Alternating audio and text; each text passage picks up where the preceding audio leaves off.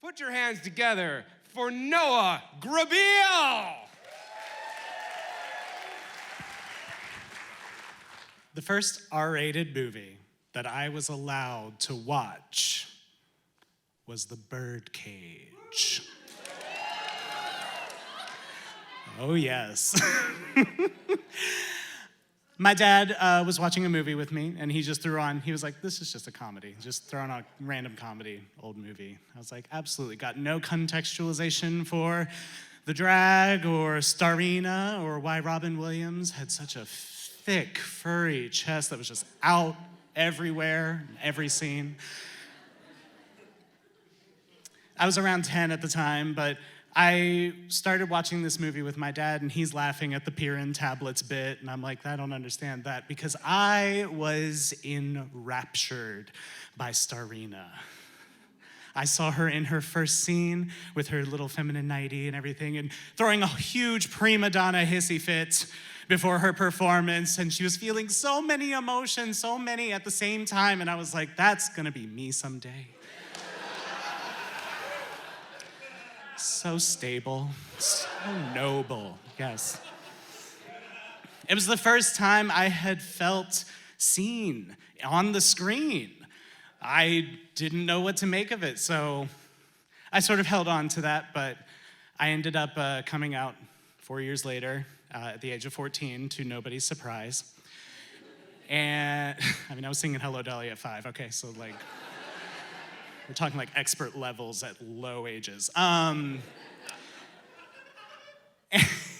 I end up, I come out to my dad because I figure he's gonna be sympathetic. He, watched The Birdcage with me and Designing Women and Golden Girls and introduced me to my entire musical theater repertoire. So I figured he would be a safe bet. He would at least wouldn't, have anything mean to say.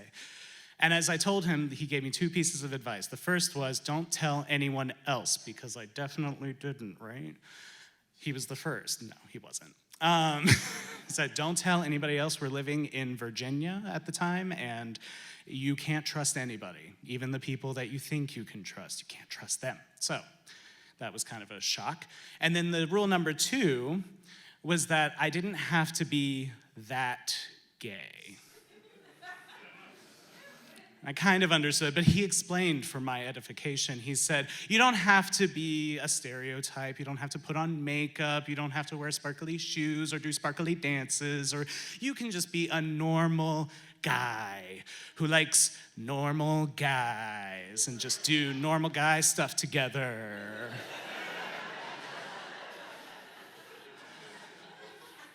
I was like, okay, well, I will try. Try to keep that in mind. And I did for about a year, at which point my father decides to waltz fabulously out of the closet himself. Oh yes, the bitch stole my thunder.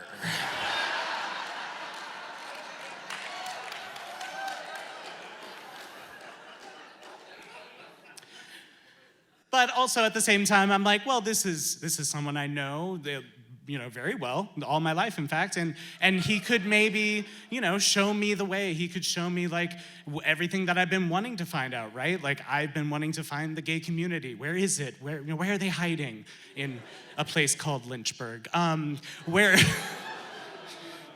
Where are they? Where are all the queers? And I had this hope, this excitement that I could talk to somebody about this. He was taking interest. He was asking about whether I was dating anybody or finding anybody. So he's trying to help as best as he can, and we're trying to navigate this situation at very different times in our lives.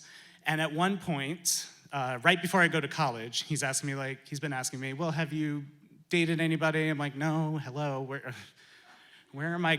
They're not lining up. They're not queuing up outside the door. There's no Hamburger Marys in town, so I don't know where to go.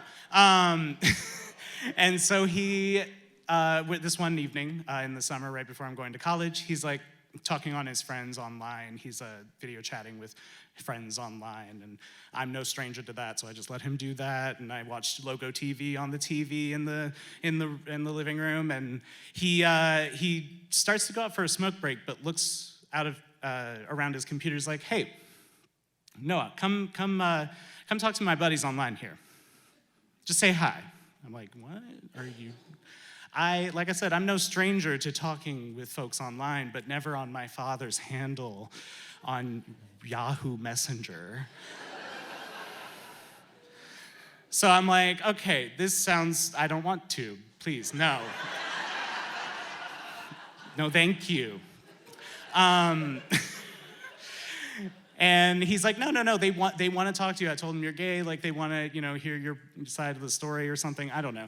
I was like, oh, well, they want to talk to me. Of course, I can't deny an audience. So I sit down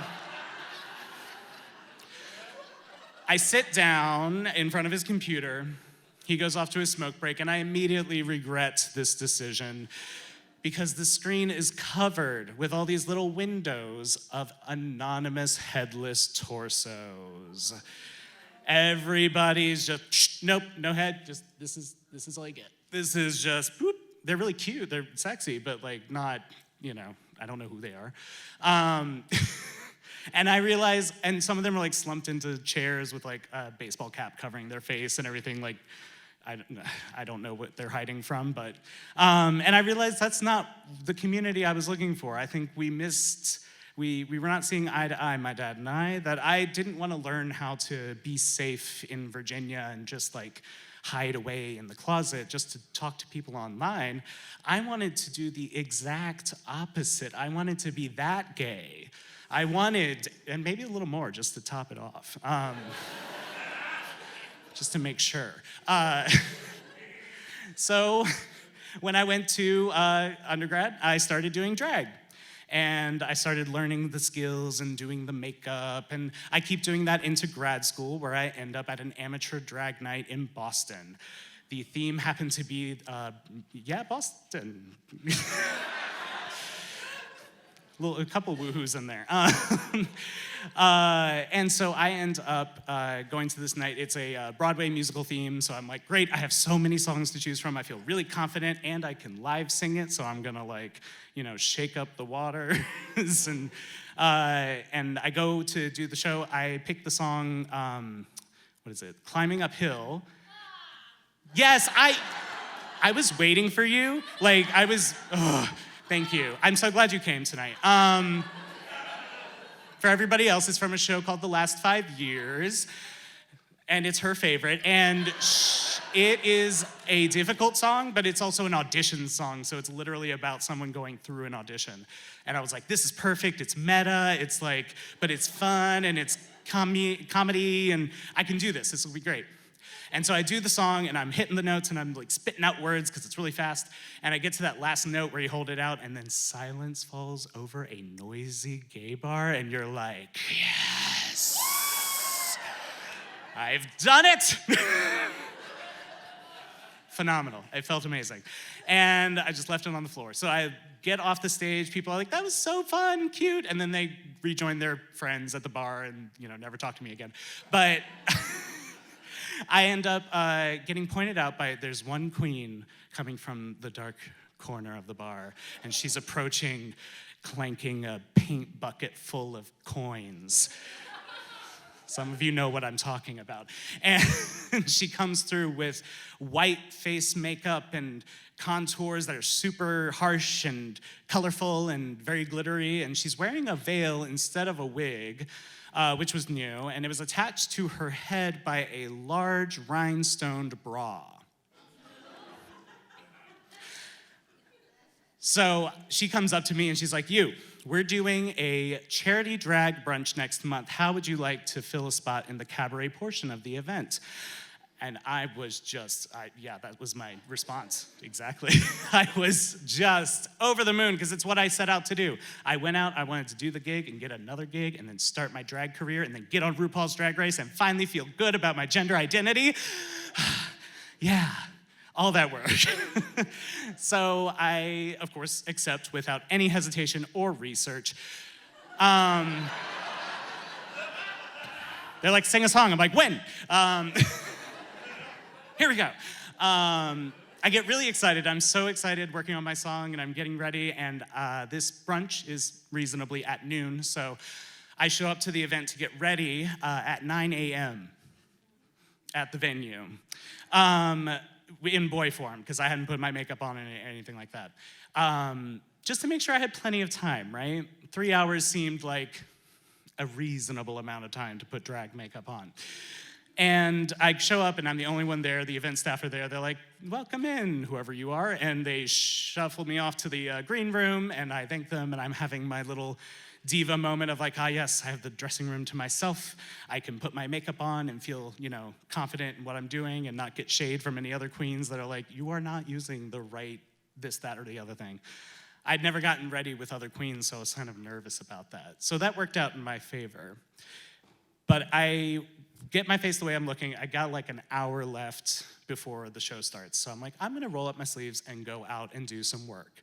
I'm a theater kid through and through, so I was like, there are probably chairs to open up and things to set up. So I go out, and the space is starting to fill with all these drag nuns, all in white face, all with their veils.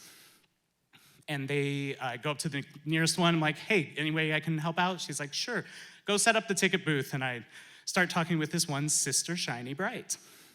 And it gives us a little chance to talk a little bit, like, what's going on, and what is this, and why are you doing this, and what's happening, honey? What is this? What's going on? And she, without skipping a beat, is like, well, we are the Sisters of Perpetual Indulgence, and we expiate stigmatic guilt and promulgate universal joy.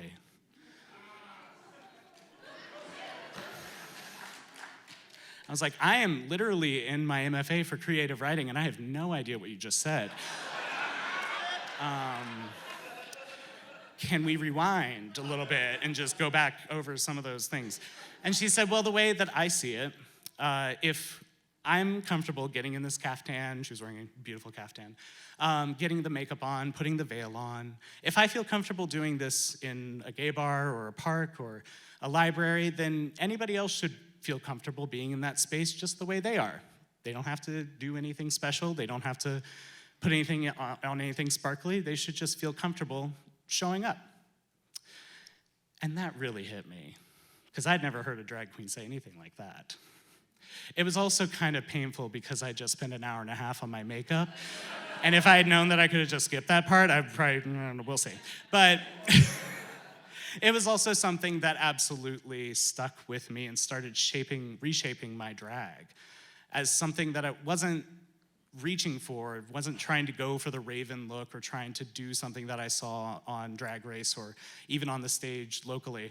It was something that I could do to make other people feel comfortable and better about themselves. And that's what I wanted to do with drag. I wanted to have fun and get into those parties and go do the affirming part of drag. And I carried that lesson with me up to this day, and it's really guided how I perform now with my drag persona, as well as being a sister, because that was absolutely the moment I realized I had to join this order. I had to be a part of this and make people feel good about themselves. So I went and sang my solo, but this time I didn't feel quite as alone anymore.